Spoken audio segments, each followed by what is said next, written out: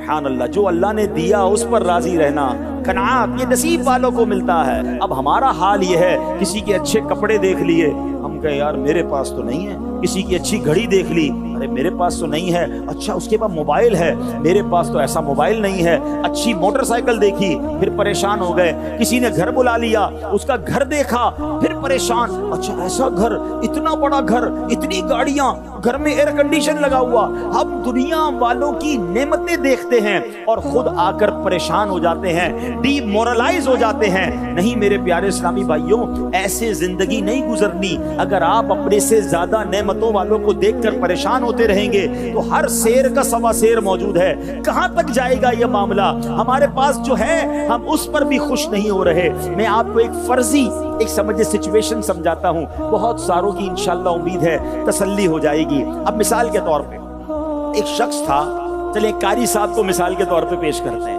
ایک قاری صاحب تھے، وہ روزانہ مدرسے پیدل جاتے تھے، 1 گھنٹہ لگتا تھا مدرسے پیدل جاتے جاتے، اور بڑی گرمی لگتی تھی، پسینہ نکلتا تھا، کہتے اللہ کرے تھوڑے پیسے جمع ہو جائیں، سائیکل مل جائے۔ پیسے جمع کیے، تھوڑے تھوڑے کر کے پیسے جمع کے سائیکل لی۔ جیسے ہی سائیکل لی، اب اس کے بعد آپ جو ہے وہ اپنے سائیکل پہ مدرسے جانے لگے۔ جو 1 گھنٹے کا سفر تھا 25 منٹ میں ہونے لگ گیا۔ بڑے خوش، دوستوں نے کہا بھائی سائیکل لی ہے، کوئی دعوت تو ہونی چاہیے، کہ چلیں چائے پیتے ہیں، چائے پلایا دوستوں۔ اب تھوڑے عرصے کے بعد جب سائیکل چلاتے چلاتے جا رہے تھے، سائیکل رکی سگنل پر، تو برابر میں ایک بندہ موٹر سائیکل پر آیا۔ یار سواری تو یہ ہے، میری تو فٹیچر سائیکل ہے، روز پینڈل مار مار کے تھک جاتا ہوں، یہ تو صرف ایک کک مارتا ہے، سپیڈ دیتا ہے بڑا زبردست، اب موٹر سائیکل لینی ہے۔ اپنی سائیکل بری لگنے لگ گئی۔ وہ سائیکل جو دعاؤں سے حاصل کی، بڑی منتوں سے حاصل کی، اب وہ بری لگنے لگی۔ اب کیا چاہیے؟ Motor cycle. اب کمیٹی ڈالی، تھوڑے تھوڑے پیسے جمع کیے، کچھ ادھار بھی لیے، گھر کی کوئی چیز بھی بیچی، اور آخرکار موٹر سائیکل لے لی۔ جیسے ہی موٹر سائیکل لی، بہت خوش، بچوں کو بھی بٹھایا، گھمانا پھرانا شروع۔ دوستوں نے کہا بھائی موٹر سائیکل مل گئی، مٹھائی تو کھلاؤ۔ ہاں ہاں مٹھائی بھی کھلاؤں گا۔ روز موٹر سائیکل پہ جا رہے ہیں، آ رہے ہیں، بہت مزے۔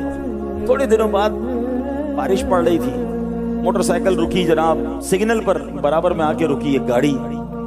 یار یہ کیسی سواری ہے، روز کپڑے گندے ہو رہے ہیں، بارش میں بھیگتا ہوا جا رہا ہوں، یہ دیکھو گاڑی والے کتنے مزے میں ہیں، اصل سواری تو گاڑی ہے۔ جیسے ہی یہ دیکھا، موٹر سائیکل بری لگنے لگ گئی۔ حالانکہ یہ اپنی موٹر سائیکل جو دعاؤں سے لی، پیسے جمع کر کر کے لی، اب لینی ہے گاڑی۔ اب بیوی سے بھائی لڑائی ہو رہی ہے، ماں باپ سے ریکویسٹ ہو رہی ہے، زیور بیچے جا رہے ہیں، قرضہ لیا جا رہا ہے، کسی طرح ایک چھوٹی موٹی گاڑی لے لی۔ جب گاڑی لی پھر تو پورے محلے میں شور مچ گیا، قاری صاحب نے گاڑی لے لی۔ اچھا جناب گاڑی لے لی، اب گاڑی بیچارے کے پاس تھوڑے پیسے تھے، ایف ایکس لی ہوگی، مہران لی ہوگی، وہ گاڑی میں جناب جب نکلا تو پورے محلے نے بھائی خوشیاں منائی، وہ بھی بڑے خوش، دعوت بھی کی، تھوڑے عرصے تک تو بہت مزہ آیا۔ اب جب مہران سگنل پر رکی تو برابر میں آ کے جو نا ٹویوٹا کرولا آ کے رکی، ایئر کنڈیشن والی ہے۔ وہ کہتا ہے میں تو شیشے ہینڈل سے بند کرتا ہوں، یہ تو بٹن دبا کر شیشہ اوپر کر رہا ہے، میں گرمی میں جا رہا ہوں، یہ اے سی میں جا رہا ہے، یہ بیکار گاڑی ہے، گاڑی تو وہ ہونی چاہیے۔ سمجھ آ رہا ہے واٹ آئی وانٹ ٹو سے؟ دوسروں کی نعمت دیکھ کر اپنی نعمت بری لگنے لگی۔ مجھے بتاؤ خوشی کب مناؤ گے؟ جو اللہ نے آپ کو دیا اس پر انجوائے کب کرو گے؟ نہ گھر اچھا لگ رہا ہے، نہ فرنیچر اچھا لگ رہا ہے، نہ سواری اچھی لگ رہی ہے، نہ بچے اچھے لگ رہے ہیں، ہر چیز بری لگ رہی ہے کیونکہ دوسروں کی دیکھ کر آ گیا ہوں۔ اب میں آپ کو زندگی آسان کرنے کا، آپ اگر ٹویوٹا کرولا لے لیں گے نا، تھوڑے دنوں بعد لینڈ کروزر کھڑی ہوگی برابر میں، لینڈ کروزر لوگے تو آج پاکستان میں ایسے بھی لوگ ہیں جن کے پاس اپنے جہاز ہیں، کدھر تک بھاگو گے؟ کون سی ریس میں پڑ گئے؟ یہ ریس ہی غلط ہے۔ ہاں ریس میں بتاتا ہوں کون سی کرنی ہے۔ بزرگان دین فرماتے ہیں اگر زندگی پرسکون گزارنی ہے، بلکہ ایک حدیث کا خلاصہ بھی یہ ہے کہ نعمتوں میں اپنے سے پیچھے والوں کو دیکھو اور نیکیوں میں اپنے سے آگے والے کو دیکھو۔ یار کبھی لینڈ کروزر قریب سے گزری تو دل بیٹھ گیا میرے پاس کیوں نہیں ہے؟ تہجد گزارا تو دل میں خیال کیوں نہیں آیا کہ یار یہ روز تہجد پڑھتا ہے، میں نہیں پڑھتا؟ میری عمر کا ہی بندہ ہے، عالم دین بن گیا، اور مجھے علم، میں عالم دین نہیں بن سکا، یہ تو آگے نکل گیا مجھ سے۔ یہ کمپٹیشن کیوں نہیں ہوتا؟ ارے نیکیوں میں کمپٹیشن کرنا ہے، اور ہم دنیا میں کمپٹیشن میں پڑ گئے۔ اللہ اکبر! آپ کو کبھی زندگی میں آپ کے پاس جو کچھ ہے اس پر خوشیاں منانی ہے نا، آپ یقین کریں ایک بار کسی ہاسپٹل کا چکر لگائیں۔ میں بھی 2 دن پہلے کراچی کے بڑے ہاسپٹل میں گیا تو کسی اور مریض کو دیکھنے تھا، وہاں اور کوئی اسلامی بھائی اور گھر والے مل گئے کہ ہمارے مریض کو دیکھیں۔ 40 سال کی عمر تھی اس نوجوان کی، ٹھیک ہے، جس کو مجھے دکھانے لے گئے اور بتایا اس کا جگر ختم ہو گیا ہے۔ ڈاکٹر کہتے جگر ٹرانسپلانٹ کرنا پڑے گا، 80 لاکھ روپے کا خرچہ انہوں نے مجھے بتایا۔ میری آنکھوں میں آنسو آ گئے کہ میرا جگر ٹھیک ہے، میں نے اس پر کب شکر ادا کیا یار۔ ہمیں تو کسی کو پتا بھی نہیں ہوگا کہ جگر بھی خراب ہوتا ہے، ہمارے گردے کام کر رہے ہیں، ہم جو کھاتے وہ آسانی سے پاس آؤٹ کر دیتے۔ کبھی سوچا جس کا پیشاب بند ہو جائے؟ کبھی سوچا جس کو جناب کھانا پینا ہضم نہ ہوتا ہو؟ کبھی ڈائلیسس کے مریض سے ملاقات ہوئی ہے آپ کی؟ میرے خاندان میں ایک ڈائلیسس کے مریض تھے، وہ بتاتے تھے کہ یار آپ یہ جو جی بھر کے پانی پیتے ہو نا، آپ کو دیکھ کر ہمیں حسرت ہوتی ہے۔ ڈاکٹر نے کہا پورے دن میں 300 ml کی پانی کی بوتل پینی ہے آپ نے؟ کہتے ایک ایک گھونٹ کر کے پانی پی رہا ہوں۔ ہمارے گردے کام کر رہے ہیں، ہم نے کب شکر ادا کیا؟ یقین کریں اگر آپ کو جو رب نے دیا ہے اس پر شکر ادا کرنا ہے نا، اور اس پر انجوائے کرنا ہے، موج میں رہو، کیونکہ اللہ نے مجھے کروڑوں سے اچھا بنایا۔ پرابلم یہ ہے کہ دوسروں کو دیکھ کر ڈی مورلائز، اور اسی چکر میں انسان حرام کی طرف جاتا ہے کہ میں نے بھی وہ بننا ہے، میں نے بھی وہ لینا ہے، میں نے بھی وہ خریدنا ہے۔ ارے جو رب نے دیا اس پر شکر ادا کیوں نہیں کرتے؟ اللہ نے تمہیں کروڑوں سے اچھا بنایا ہے۔ خدا کی قسم، دنیا کے خرب پتی ایک طرف، مجھے اور آپ کے رب نے جو ایمان عطا فرمایا اس کی کوئی قیمت نہیں ہے۔ اللہ نے بن مانگے مسلمان بنایا نہیں بنایا؟ اچھا پھر صرف ایمان والا بنا دیتا اور حضرت عیسیٰ کا امتی بنا دیتا، حضرت موسیٰ کے زمانے میں پیدا کر دیتا، مگر میرے رب نے کرم والا کرم یہ کیا کہ ایمان والا بھی بنایا اور اپنے آخری نبی علیہ السلام کا امتی بھی بنا دیا۔ میری خوش قسمتی میں تیرا امتی۔ خدا کی قسم ساری نعمتیں ایک طرف، یہ نعمت کیسی ہے کہ حضرت موسیٰ کلیم اللہ علیہ نبینا علیہ السلام اللہ کی بارگاہ میں تمنا کرتے کہ مولا مجھے اپنے آخری نبی کا امتی بنا دے، اور مجھے اور آپ کو بن مانگے کون سا کورس کیا تھا امتی بننے کے لیے؟ کون سا ٹیسٹ پاس کیا میں نے اور آپ نے؟ بن مانگے دیا اور اتنا دیا۔ دامن میں ہمارے سمایا نہیں، آنکھیں سلامت، ہاتھ سلامت، پیر سلامت، زبان سلامت، ارے دل سلامت۔ جاؤ تو صحیح دیکھو لوگ کتنی بڑی بڑی پریشانیوں میں ہیں۔ آپ چھوٹے گھر میں رہتے ہیں، لوگ کرائے کے گھر میں ہیں۔ آپ کرائے کے گھر میں رہتے ہیں، لوگ جھونپڑی میں رہتے ہیں۔ آپ جھونپڑی میں رہتے ہیں، لوگ روڈوں پر سوتے ہیں۔ آپ روڈ پر سوتے ہیں، لوگ اس وقت جیلوں میں گرفتار ہیں، آپ آزاد ہیں۔ ہر بندے سے زیادہ مشکل میں لوگ موجود ہیں۔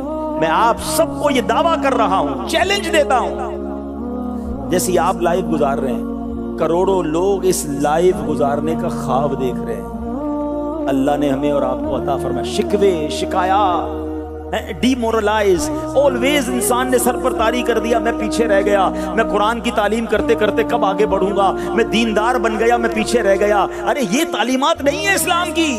ہم دنیا میں مسافر کی حیثیت سے آئے ہیں۔ اگر اللہ نے دنیا میں تھوڑا دیا، راضی رہو۔ سنو حدیث پاک، ایمان تازہ ہو جائے گا۔ سرکار دو عالم علیہ السلام فرماتے ہیں، جس کا مضمون ہے جو اللہ کے تھوڑے دیے پر راضی ہو جائے، اللہ بھی اس کے تھوڑے عمل پر راضی ہو جاتا ہے۔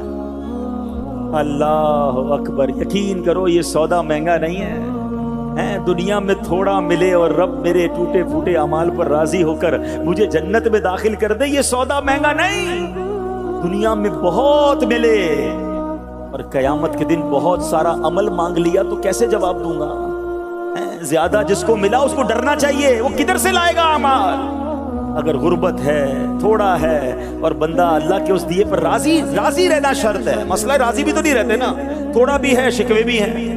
راضی رہیں، اللہ کی رضا پر راضی رہیں اور خودداری کے ساتھ زندگی گزاریں۔ حضرت ابو الحسن علی بن احمد بن حسین یزدی شافعی رحمت اللہ تعالی کے بارے میں ابو سعید سمعانی فرماتے ہیں کہ آپ رحمت اللہ تعالی بڑے عالم، فاضل، اچھی سیرت کے مالک، خوددار اور سخی تھے۔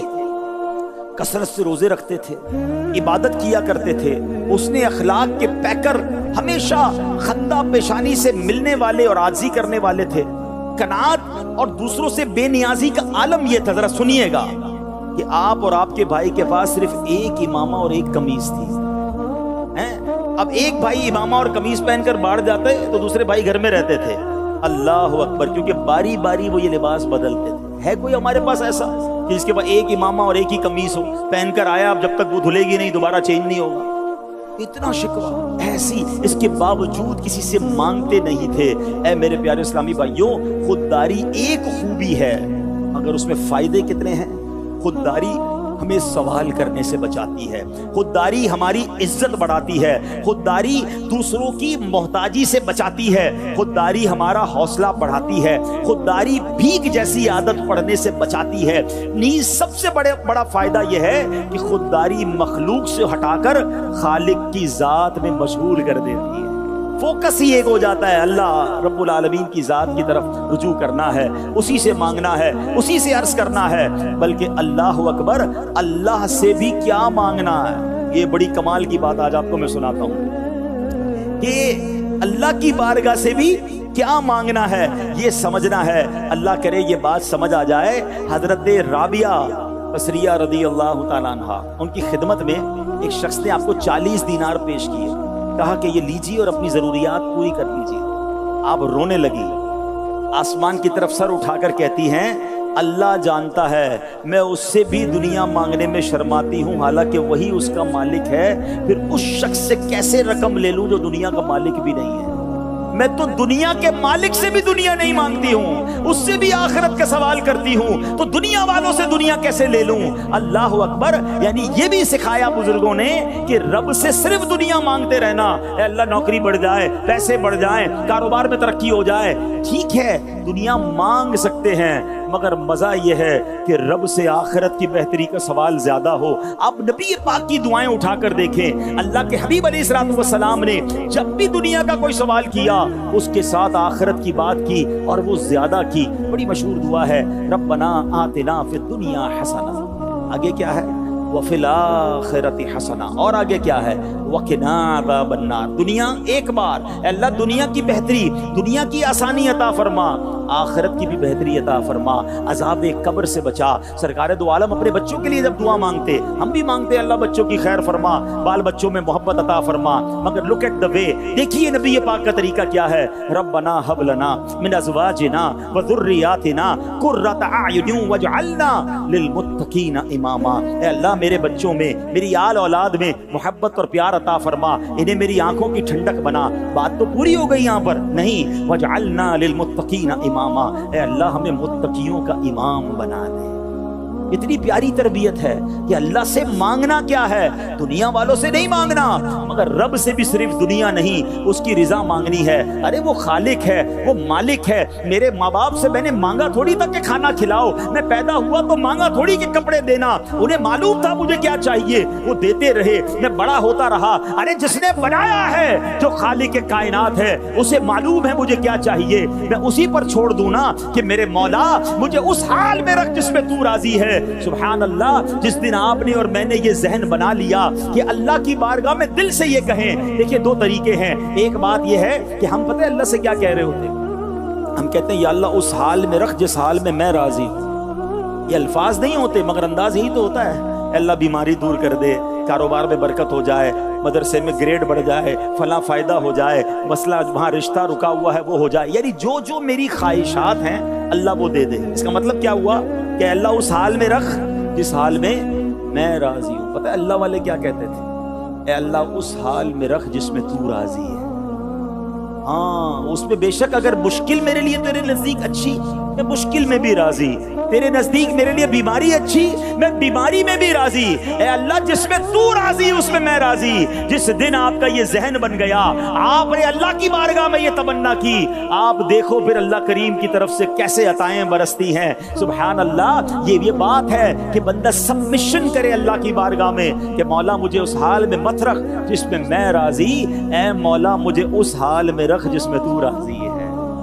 ہاں یہ اللہ والوں کی بات ہے, سمجھ تھوڑی دیر سے آئے گی. میں جے سونا میرے دکھ وچ راضی, جے سونا میرے دکھ وچ راضی میں سخنوں چلے پاواں، پھر مجھے اس سکھ کو کیا کرنا ہے اگر میرا رب اس میں راضی ہے۔ ہوا تھا نا حضرت ابراہیم کو جب آگ میں ڈالا جا رہا تھا، آئے تھے فرشتے کہ حضور ہمیں بتائیں، ہم ہوا چلاتے ہیں، ہم موارث چلاتے ہیں، آگ بجھا دیتے ہیں۔ آپ نے فرمایا مجھے تمہاری کوئی ضرورت نہیں، میرا رب دیکھ رہا ہے، میرا رب کارساز ہے۔ جب آپ کو بالکل آگ میں ڈالا جانے لگا تو پھر کیا ہوا؟ جبریل امین آئے کہ حضور آپ ہم سے تو مدد نہیں مانگ رہے، اللہ سے تو مانگ لیں۔ پھر کیا جواب دیا تھا؟ فرمایا اللہ دیکھ رہا ہے نا، اگر اسے بچانا ہوگا تو بچا لے گا، اور اگر اس بات پر وہ راضی ہے کہ میں جل جاؤں تو میں جلنے کے لیے تیار ہوں۔ پھر کیا ہوا؟ وہ آگ کو ڈائریکٹ اللہ نے حکم دیا، یا نار کونی بردا و سلاما علی ابراہیم، اے آگ ٹھنڈی اور سلامتی والی ہو جائے ابراہیم پر۔ جب بندہ اللہ کی بارگاہ میں سر جھکاتا ہے تو اللہ آگ کو بھی باغ بنا دیتا ہے۔ اگر آج بھی ہو ابراہیم سا ایمان پیدا، فرق یہی تو ہے، ہمارا ایمان وہ نہیں رہا۔ اگر آج بھی ہو ابراہیم سا ایمان پیدا، آگ کر سکتی ہے انداز گلستان پیدا۔ آج بھی آگ باغ بن جائے گی، ایمان وہ چاہیے۔ تو اے میرے پیارے اسلامی بھائیوں، خودداری اپنانی ہے۔ اب آخر میں اس شخصیت کا واقعہ سن لو جن سے ہم سب بڑا پیار کرتے ہیں، بریلی کے تاجدار امام عشق و محبت اعلیٰ حضرت رحمت اللہ تعالی علیہ۔ آپ کی بارگاہ میں ایک شخص آیا، حاضر ہوا، مرید تھا، مٹھائی کا تحفہ پیش کیا، سلام کیا اور مٹھائی کا تحفہ پیش کیا۔ حضرت نے فرمایا بتاؤ کچھ اور ضرورت کا؟ نہیں، بس حضور آپ کے دیدار کے لیے آئے۔ آپ نے مٹھائی کا ڈبہ گھر میں بھجوا دیا اور کسی چیز کی حاجت کا نہیں۔ تھوڑی دیر گزر گئی، کہتا حضور ایک تعویذ چاہیے۔ آپ نے تعویذ لکھ کر دیا اور اپنے بچے جو خادم تھا گھر سے جا کے وہ مٹھائی کا ڈبہ لے آؤ۔ ڈبہ واپس آیا، تعویذ بھی دیا، مٹھائی کا ڈبہ بھی دیا اور فرمایا ہمارے یہاں تعویذ بکتا نہیں ہے۔ مٹھائی دے کر تعویذ لینے آئے ہو، پھر مٹھائی لے لو اور تعویذ بھی لے لو۔ کیسی خودداری ہے! اور آج مجھے اور آپ کو کوئی بیان پر بلائے، تلاوت پر بلائے، کسی تقریب میں بلائے اور تحفہ نہ دے تو اپنے دل کی کیفیت چیک کریں یار، بڑے کنجوس لوگ ہیں، علماء کی خدمت ہی نہیں کرتے، بلاتے ہی نہیں ہیں۔ غور کریں پھر مقصد کیا تھا آپ کا؟ بیان کرنا، نعت پڑھنا، تلاوت کرنا، یہ کس لیے گئے تھے؟ قرآن پڑھنا اس لیے گئے تھے کہ دنیا کی کوئی چیز ملے؟ نہیں، اللہ کی رضا کے لیے۔ اللہ سلامت رکھے میرے پیر و مرشد امیر اہل سنت کو اور دعوت اسلامی کے خوبصورت اس ماحول کو، جس نے ہماری دعوت اسلامی کے مبلغین کی تربیت فرمائی کہ جناب بیان کرنا ہے، تلاوت کرنی ہے، قرآن خوانی کرنی ہے، نعت پڑھنی ہے، تو کوئی آپ نے لفافہ یا کوئی ڈیمانڈ نہیں کرنی ہے، اللہ کی رضا کے لیے کام کرنا ہے۔ اور آج بھی آپ دیکھ لیں وہ مبلغین، وہ علماء، وہ نعت خواں، وہ اسلامی بھائی جو فقط اللہ کی رضا کے لیے کام کر رہے ہیں، اللہ انہیں عروج عطا فرماتا ہے، لوگوں کے دلوں میں ان کی عزت اور بڑھ جاتی ہے۔ تو اے میرے پیارے اسلامی بھائیوں، ہم دین کے داعی ہیں، ہمارا کام لوگوں کو دین کے قریب لانا ہے۔ عام لوگوں سے زیادہ خودداری ہمارے اندر ہونی چاہیے تاکہ لوگ دین کے قریب آئیں۔ اگر دیندار ہی خوددار نہیں ہوگا تو لوگ تو ویسے بھی دین سے دور ہیں، پھر کون دین کے قریب آئے گا؟ تو اے میرے پیارے اسلامی بھائیوں، ہمارے بزرگان دین کس قدر خودداری کی دولت سے مالا مال تھے اور دنیاوی مال و دولت سے بیزار تھے۔ درہم و دینار کی چمک ان کی آنکھوں کو خیرہ نہیں کر پاتی تھی، بادشاہوں سے ملنے والے اعزاز و اکرام بھی ان کے پایہ ثبوت کو ڈگمگا نہیں سکتے تھے۔ یہ اللہ پاک کے وہ حقیقی بندے تھے کہ جن کی نظر جنتی اور ابدی نعمتوں کی طرف ہوتی تھی۔ یہی وجہ ہے کہ دنیا کے فانی مال و اسباب کے حصول کے لیے نہ ہی یہ انتھک کوشش کرتے تھے اور نہ ہی لوگوں کے سامنے ہاتھ پھیلاتے تھے۔ خودداری جیسی عظیم صفت سے یہ حضرات مالا مال تھے۔ یہی وجہ ہے کہ آج دنیا کے لیے ان کی زندگی مشعل راہ ہے۔ در حقیقت خودداری وہ خوبی ہے جو انسان کو بے تاج بادشاہ بنا دیتی ہے۔ لوگوں کی نظر میں خوددار شخص کی عزت آسمان کی بلندیوں کو چھو جاتی ہے۔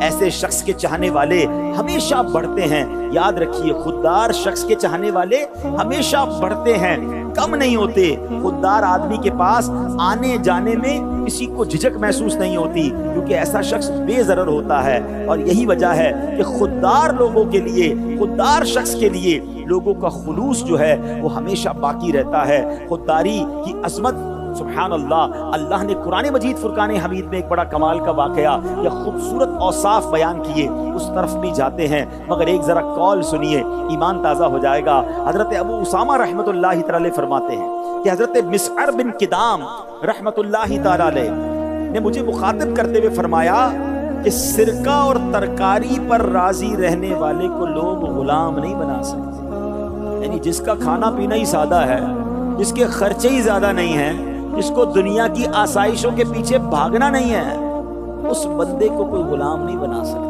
اب آئیے قرآن مجید پارہ 3 سورہ بقرہ اور آیت نمبر ہے 273. اللہ قرآن میں کیا ارشاد فرماتا ہے؟ بسم اللہ الرحمن الرحیم. للفقراء الذين احصروا في سبيل الله لا يستطيعون ضربا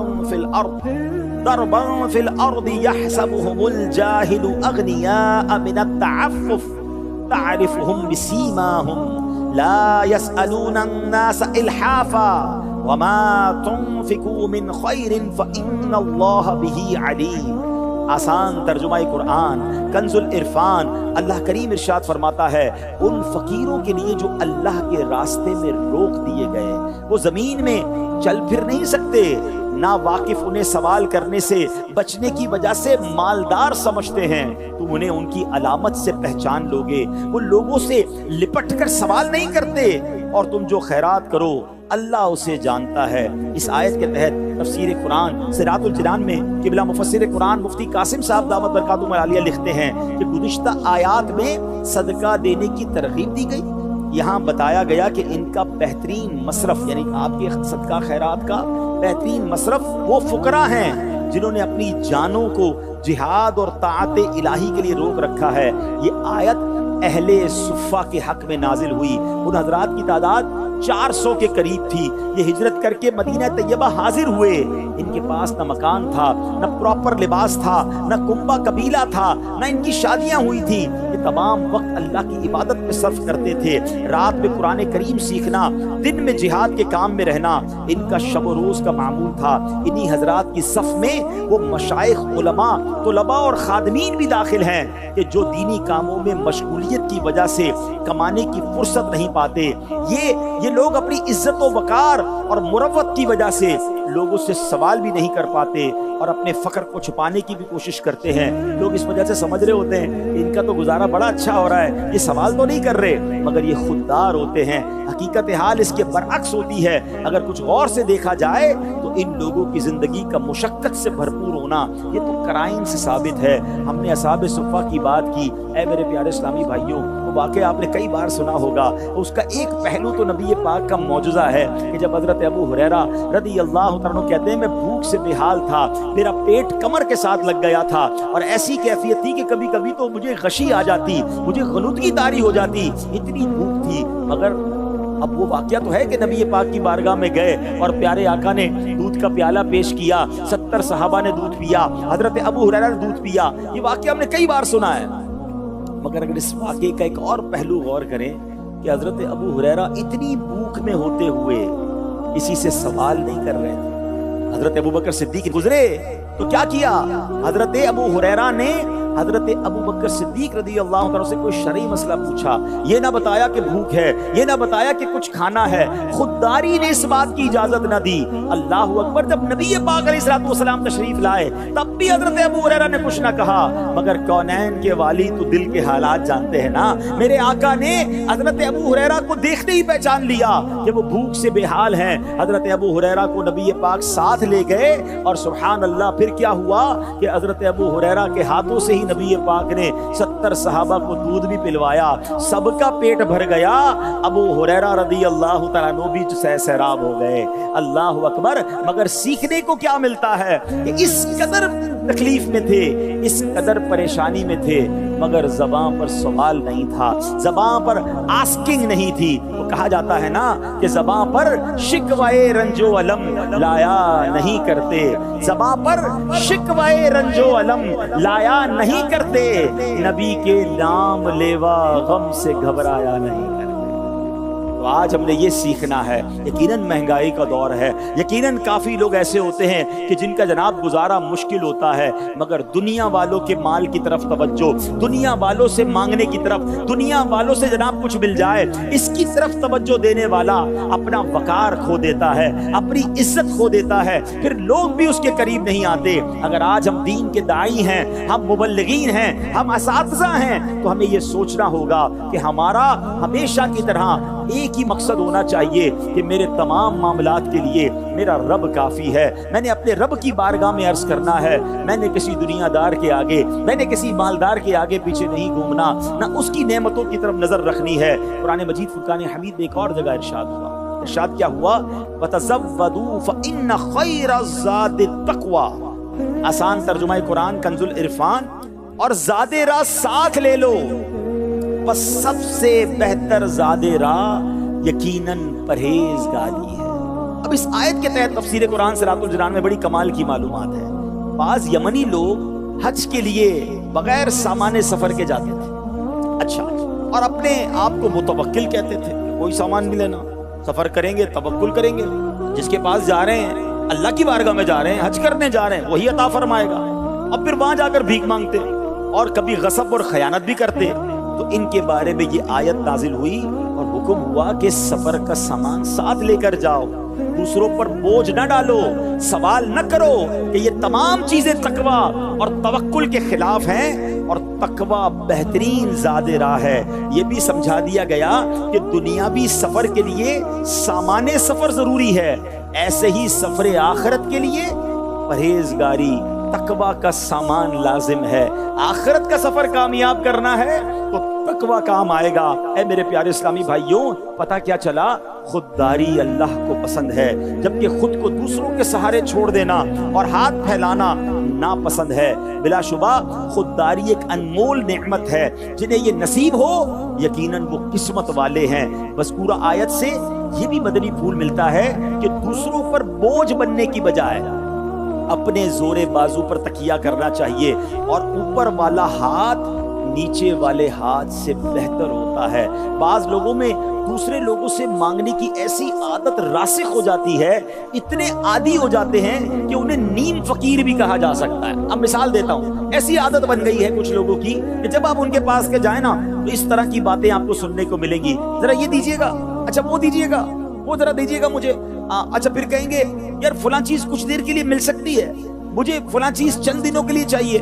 یار ہم تو دوست ہی ہیں نا، آپ کی چیز تو میری چیز ہے. اچھا پھر کبھی کہیں گے دوست کی مدد نہیں کرے گا تو کون مدد کرے گا؟ اچھا تو اپنا بھائی ہے نا، دوست تو دوست کے لیے جان بھی دیتا ہے، اتنے سے پیسے نہیں دے سکتے. اچھا تھوڑے پیسے دے دو، پرانے باقی ہیں اس کو ملا کے بعد میں دے دوں گا. ان کا تکیہ کلام، ان کا روز یہی کام ہوتا ہے. اور پھر ایسے لوگوں سے لوگ دور بھاگتے ہیں، ان کا فون بھی نہیں اٹھاتے. ہاں اگر وہ مثال کے طور پہ استاد بھی ہو نا تو شاگرد پھر دور ہٹنے لگ جاتا ہے، گھر والے فیملی کے لوگ دور ہٹنے لگ جائیں گے، امام ہے تو نمازی دور ہو جائیں گے. آپ دیکھیں خوددار آدمی کی عزت ہوتی. لوگ آپ کو کبھی بھی یہ مثال اس آدمی کی نہیں دیں گے کہ یار اس کو جو تحفہ دیتا ہوں رکھ لیتا ہے، اس میں کیا فضیلت ہے. بلکہ بعض اوقات تو یہ شکایتیں ملتی ہوتی یار یہ بندہ ہر وقت مانگتا رہتا ہے. لیکن فضیلت کے باب میں، عزت کے باب میں آپ ہمیشہ سنیں گے کہ یار فلاں کو اتنا بڑا تحفہ دیا اس نے منع کر دیا، یار یہ حضرت تو کچھ لیتے ہی نہیں ہیں، ان کو پیش کرتے پھر بھی نہیں لیتے. عزت کس میں ہے؟ یہ بات سمجھنی ہے. جس دن آپ کو یہ بات سمجھ آ گئی نا کہ ہم بھلے اللہ رب العالمین کی عطائیں بھلی. امیر اہل سنت کا ایک جملہ بڑا کمال کا ہے، بہت پیاری بات. کہتے ہیں نا بڑوں کی باتیں بھی بڑی ہوتی ہیں. آج میرے اس پورے بیان کو اگر میں کہتے ہیں نا کہ اس دریا کو کوزے میں بند کرنا چاہوں نا، یہ ایک جملے میں آپ کو بیان کرنا چاہوں تو امیر اہل سنت نے اس پورے ٹاپک کو ایک جملے میں بیان کر دیا. آپ فرماتے ہیں دینے والا آہ کر کے دیتا ہے، واہ کر کے نہیں دیتا ہے. بات سمجھ آئی؟ ہم سمجھتے ہیں نا یار یہ تحفہ ہی دے رہا ہے، میرا بڑا معتقد ہے جناب، میرا نمازی ہے، میرا اسٹوڈنٹ ہے، اور جب دیکھیں بھائی مجھے کچھ چیزیں لا کے دے رہا ہوتا ہے، میرے سودا سلف لا کے دے رہا ہوتا ہے. یاد رکھیے یہ دینے والا آہ کر کے دے رہا ہے. یہ کہیں نہ کہیں آپ کو ذلیل کر سکتا ہے، یہ کہیں نہ کہیں بیان کر دے گا، بیچ چوراہے پہ آ کے دوسروں کو بتائے گا کہ حضرت کو میں یہ دیتا ہوں.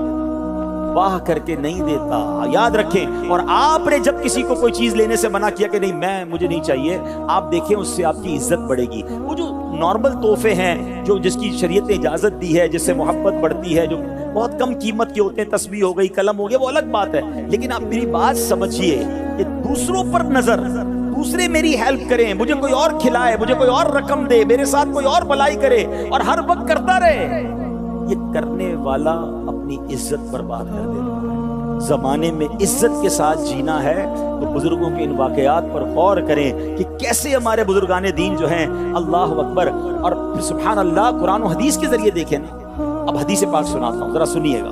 حضرت ابو امامہ رضی اللہ تعالیٰ فرماتے ہیں کہ نبی پاک علیہ الصلوۃ والسلام چند صحابہ کے ساتھ تشریف فرما تھے، آپ نے ہاتھ بلند کر کے 3 مرتبہ فرمایا کون میرے ہاتھ پر بیعت کرے گا، کون میرے ہاتھ پر بیعت کرے گا، 3 مرتبہ فرمایا، سوائے حضرت ثوبان کے کوئی بھی کھڑا نہیں ہوا۔ تو انہوں نے کھڑے ہو کے عرض کی کہ حضور ہم میرے ماں باپ آپ پر قربان، میں نے ایک دفعہ آپ کے ہاتھ پر بیعت کی، پھر دوبارہ بیعت کی، یا رسول اللہ میں کس چیز پر آپ کی بیعت کروں؟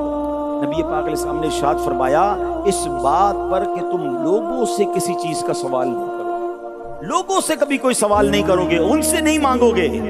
نبی پاک نے فرمایا ایسا کرو گے تو تمہارے لیے جنت ہے۔ حضرت ثوبان نے عرض کی یا رسول اللہ علیہ الصلوۃ والسلام اگر میں آپ کے ہاتھ پر بیعت کروں اور لوگوں سے سوال نہ کروں تو کیا میرے لیے جنت ہوگی؟ ارشاد فرمایا ہاں انشاءاللہ عز و جل۔ حضرت ثوبان رضی اللہ تعالیٰ نے عرض کیا اس ذات کی قسم جس نے آپ صلی اللہ تعالیٰ علیہ وسلم کو حق کے ساتھ نبی بنا کر بھیجا ہے، میں اپنی زندگی میں کبھی بھی لوگوں سے سوال نہیں کروں گا۔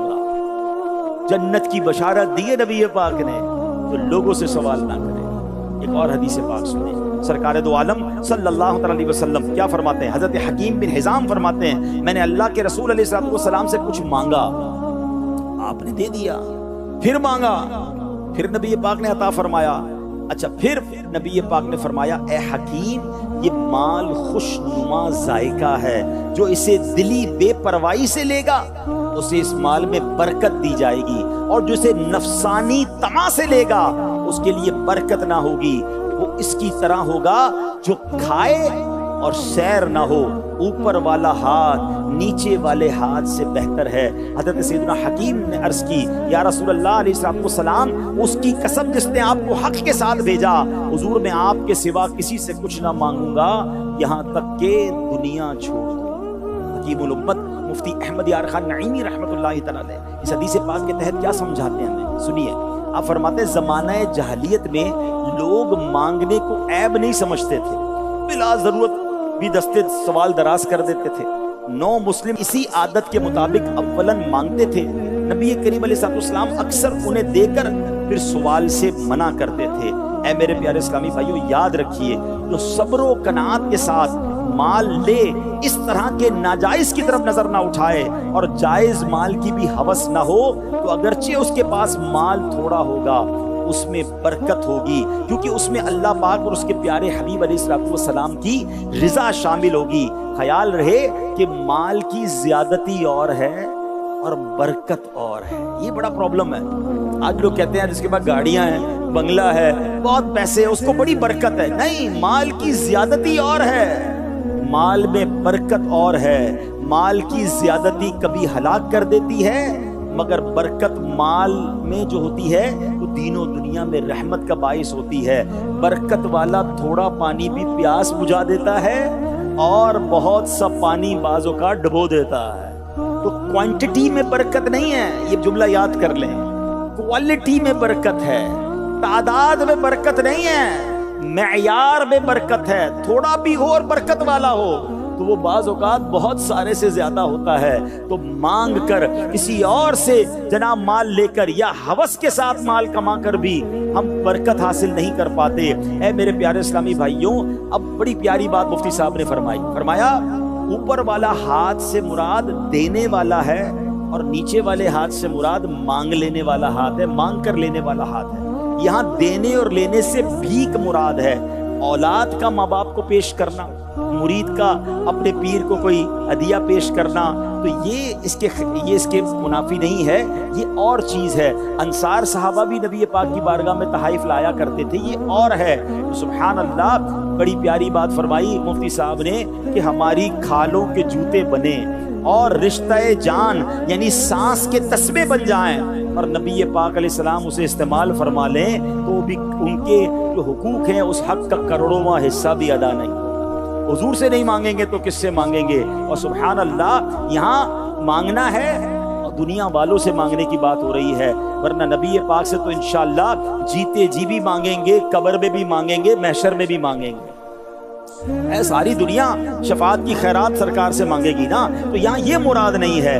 دنیا والوں کے سامنے سوال کرنا، یہاں اس سے یہ مراد ہے اپنے اندر خودداری کا جذبہ بیدار کریں، اپنی زندگی کا یہ اصول بنا لیں کہ میں نے کسی سے سوال نہیں کرنا، انشاءاللہ اگر کوئی مشکل پڑی تو میں اپنے رب کی بارگاہ میں سر جھکاؤں گا، اور جب میرا توکل اور میرا ایمان مضبوط ہوگا تو میرا رب ضرور غیب سے میری مدد فرمائے گا۔ اور اس نے وعدہ فرمایا ہے قرآن میں، یہ آیت کئی بار آپ نے تلاوت کی ہوگی، آپ میں سے کئیوں کو یاد ہوگی، وَمَن يَتَّقِ اللَّهَ يَجْعَل لَّهُ مَخْرَجًا، جو اللہ سے ڈرے اللہ اس کے لیے راستہ نکالے گا، ہاں اس کے لیے نجات کا راستہ نکالے گا، اس کو راستہ ملے گا۔ پھر آگے کیا فرمایا، وَيَرْزُقْهُ مِنْ حَيْثُ لَا يَحْتَسِبُ، اللہ وہاں سے روزی دے گا جہاں تمہارا گمان بھی نہیں ہوگا، اب آپ کو پتہ بھی نہیں چلے گا یہ معاملہ حل کیسے ہو گیا۔ اور آگے خوبصورت اعلان کیا ہے، وَمَن يَتَوَكَّلْ عَلَى اللَّهِ فَهُوَ حَسْبُهُ، جو اللہ پر بھروسہ کرے اللہ اس کے لیے کافی ہے۔ بس یہ آج پیغام لے جاؤ، جو اللہ پر بھروسہ کرے اللہ اس کے لیے کافی ہے، انت الکافی، اللہ کافی ہے، اللہ کافی ہے، اللہ شافی ہے، مجھے کسی اور کی ضرورت کیوں ہے۔ جس دن آپ نے یہ خودداری اپنے اندر پیدا کر لی، مضبوط کر لی، اور یہ ذہن میں بنا لیا کہ اللہ اس حال میں رکھ جس میں تو راضی ہے، پھر دیکھیں غیب کے خزانوں سے کیسے عطائیں ہوتی ہیں۔ اللہ مجھے بھی یہ توفیق نصیب فرمائے، آپ کو بھی نصیب فرمائے۔ اللہ ہماری دعوت اسلامی کو سلامت رکھے، مرتے دم تک اس دعوت اسلامی کے ماحول سے ہم سب کو استقامت عطا فرمائے، آمین بجاہ النبی الامین صلی اللہ علیہ وسلم۔